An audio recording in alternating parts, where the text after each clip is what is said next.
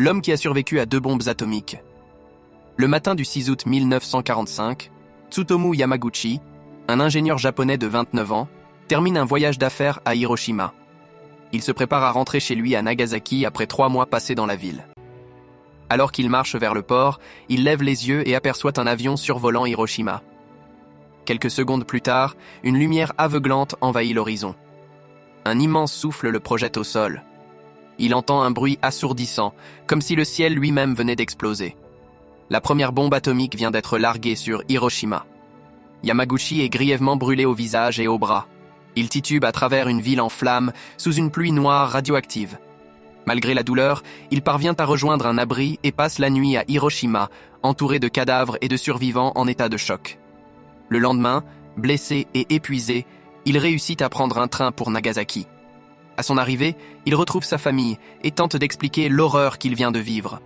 Mais personne ne peut croire à une arme d'une telle puissance.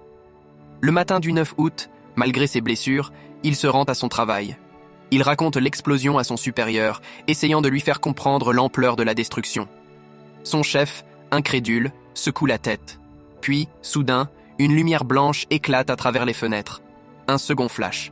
Un second champignon atomique. Cette fois, c'est Nagasaki. Tsutomu Yamaguchi se retrouve une fois de plus au cœur de l'apocalypse. La ville est ravagée par une deuxième explosion nucléaire en 3 jours. Miraculeusement, il survit encore.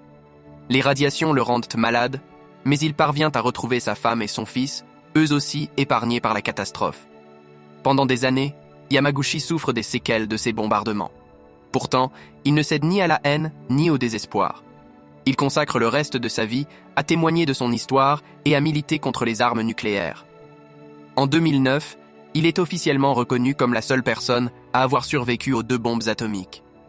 Il s'éteint en 2010 à l'âge de 93 ans, laissant derrière lui un message puissant. L'humanité ne doit plus jamais revivre une telle horreur.